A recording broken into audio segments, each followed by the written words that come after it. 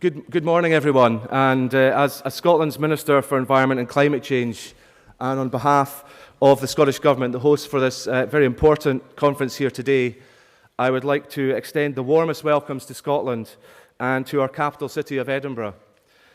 Some of you will have noticed on your way into this impressive venue, Our Dynamic Earth, that large writing on the windows promises the Mother Earth of all adventures.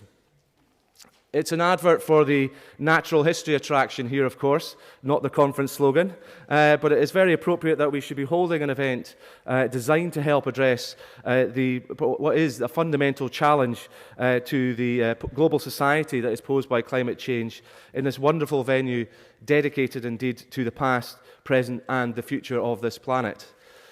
Climate justice is a hugely important issue that is coming to the fore in the global agenda. I'm very grateful, therefore, to Mary Robinson, President of the Mary Robinson Foundation, who is here today and will address the conference in a little while.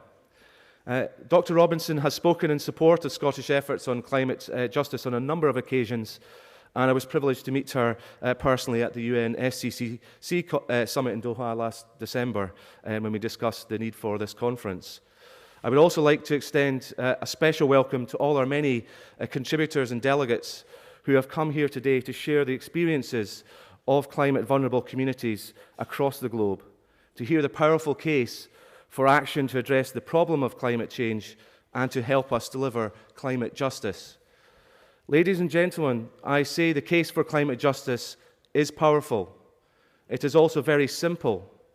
The poor and vulnerable at home and overseas are often the first to be affected by climate change and will suffer the worst. Yet they have done little or nothing to cause the problem. The injustice is clear. The Scottish Government strongly recognises the voices of those who are in the front line of the impacts of climate change and for whom climate change already threatens basic human rights to water, food, a home, an education, to employment, to economic development, and indeed to life itself. Climate change threatens to roll back past gains made across the globe on human rights and development. We believe that people, governments, and businesses worldwide can readily understand these simple and straightforward messages and conclude that they do not want to contribute to the growing injustice faced by the global poor. More than that, we cannot turn a blind eye to the very real misery that millions of people around the world will face.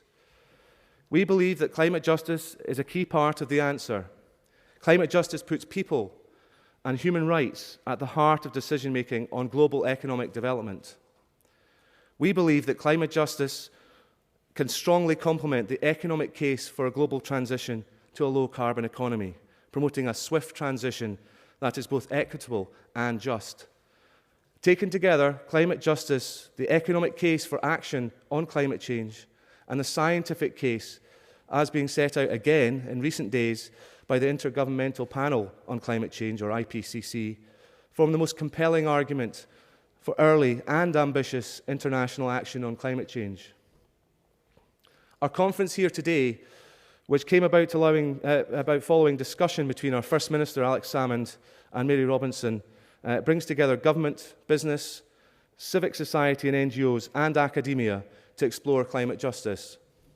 We gather here today in the run-up to this year's UN SCCC summit in Warsaw, and let us not forget the clock is ticking.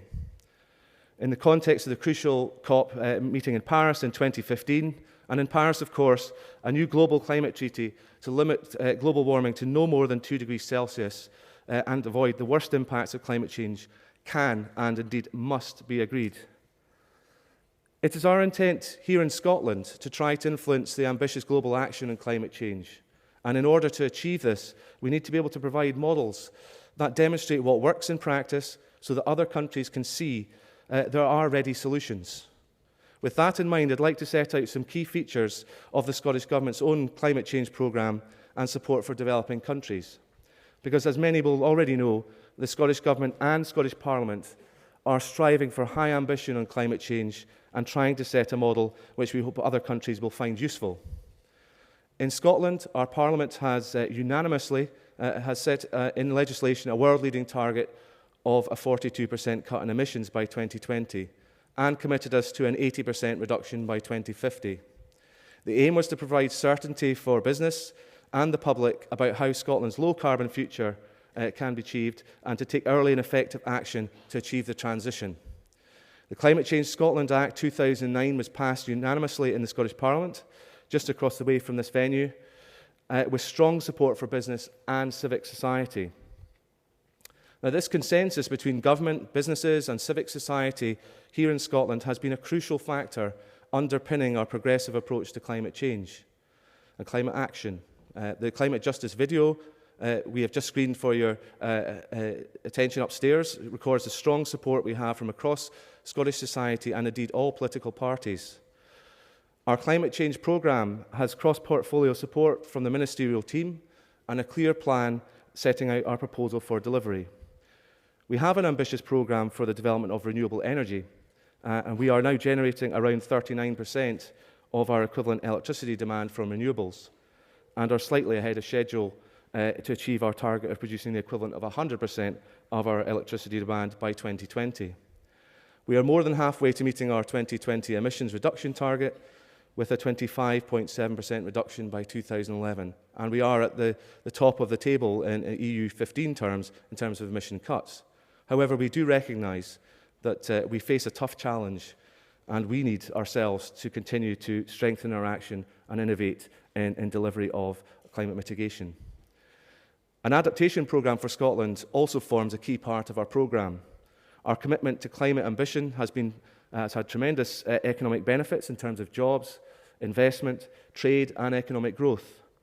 The low-carbon economy is our fastest growing sector and has delivered a counter-cyclical investment boost despite the global downturn. And we have seen leading international companies set up their base for offshore wind energy here in Scotland, and exciting wave and tidal energy developments being pioneered off our coasts. Now, as well as delivering economic benefits at home, Scotland wants to be a responsible global citizen too, and we have seen steadily increasing our support for developing countries on climate change. Recognition among policymakers of the need for climate justice is clearly important, and with that in mind, the weight of the issue on our shoulders, the Scottish Parliament held what is understood to be the first parliamentary debate on climate justice worldwide in March 2012. And I was not alone, I'm sure, across colleagues across Parliament, in feeling particularly proud during that debate that Scotland was at the forefront of world thinking on such a vital issue. We have built on our commitment to international development and human rights, and are now progressing our championing of climate justice, a programme in which this conference plays a key part. Indeed, I would commend the briefing papers on climate justice for policymakers and business, and the paper on climate change and human rights produced in advance of this conference by the International Institute for the Environment and Development and the Scottish Human Rights Commission, as both being very valuable contributions towards developing and sharing expertise. Now, an important aspect of our approach is that we want to share our knowledge, skills and technical expertise. We were delighted, therefore, when the UN Secretary-General, Ban Ki-moon, extended an invitation to the First Minister for Scotland to take part in the United Nations Sustainable Energy for All initiative. One of our key commitments under Sustainable Energy for All has been to help boost capacity around renewable energy in Malawi, where just 8% of the population have access to the electricity grid, and to explore the lessons this work may yield for activity elsewhere. To this end, the Scottish Government has been pleased to support the development of an online training course for renewable energy for developing countries, which is being hosted on the UNITAR training website. This, of course, is the result of a constructive partnership between CFAL Scotland and the University of Strathclyde, launched last week for the first time, with 22 participants from across 5 continents. And I am delighted to announce that 12 of those participants are Malawians, thanks to Scottish Government funding a number of bursary opportunities in the country. The 12 hail from a range of renewable energy-related roles across Malawi and include national and local government officials and on-the-ground NGO staff.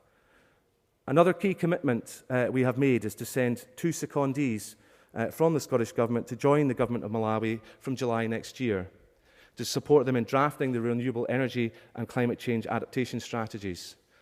These strategies will be key in developing and helping Malawi demonstrate the commitment to renewables to boosting levels of energy access across rural areas, and to opening the door for sustainable development throughout the country.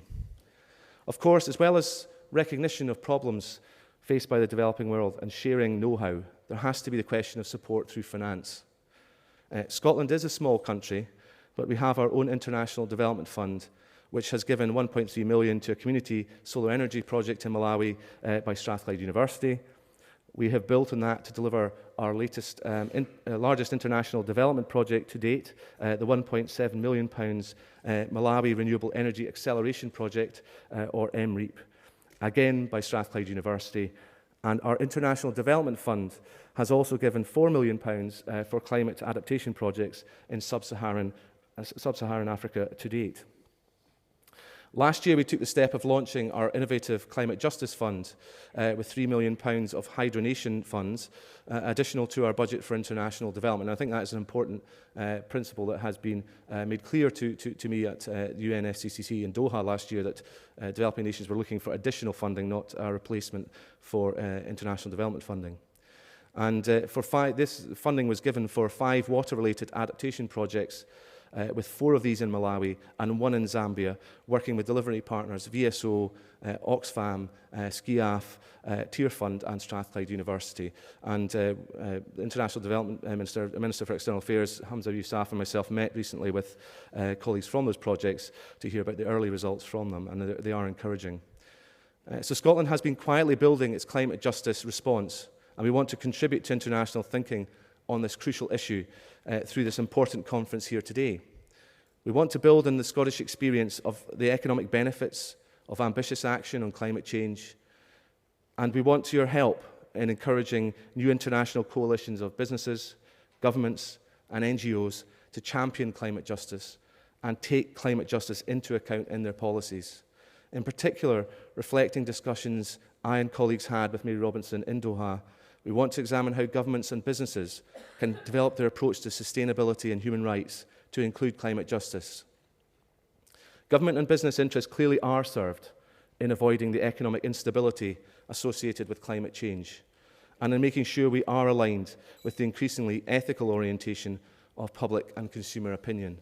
We want to explore how climate justice can reinforce the economic case for a swift transition to a global low-carbon economy, delivering jobs, delivering investment, trade and growth, and putting people and human rights at the heart of equitable global sustainable development.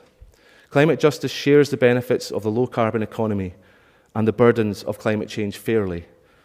Colleagues, climate justice also provides a platform for a new, inclusive and progressive sustainable development agenda, which can send powerful messages into the climate negotiations, breaking down barriers to ambitious action on climate change.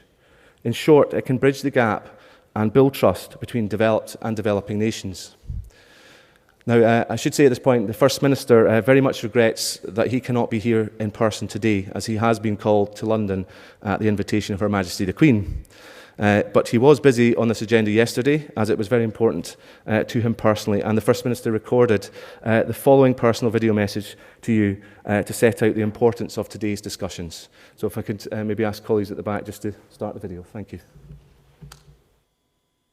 Ladies and gentlemen, I'm sorry I can't join you today, but I've got a no bad excuse. I'm with Her Majesty the Queen at Buckingham Palace, starting the baton relay, which marks the final countdown to the 2014 Commonwealth Games in Glasgow. However, I did want to emphasise my personal commitment to this conference, and above all to the principle of climate justice. Now, recently we've seen further evidence of the importance of the proceedings today. Last month, the Intergovernmental Panel on Climate Change published their new assessment. It showed that beyond doubt that since the 1950s, and I quote, "The atmosphere and oceans have warmed, the amounts of snow and ice have diminished, sea level has risen, and the concentrations of greenhouse gases have increased." The consequence of these changes is already being felt. The world is seeing more extreme weather events, such as floods, droughts, cyclones. In the developed world, the effects of such events are deep disruption, increased inconvenience, and substantial economic cost. In the developing world, the effect is catastrophic. United Nations figures show that in the least developed countries there's been a 5-fold increase since the 1970s in the frequency and intensity of extreme weather events. Women are suffering disproportionately, since they are often the main providers of food, fuel, water.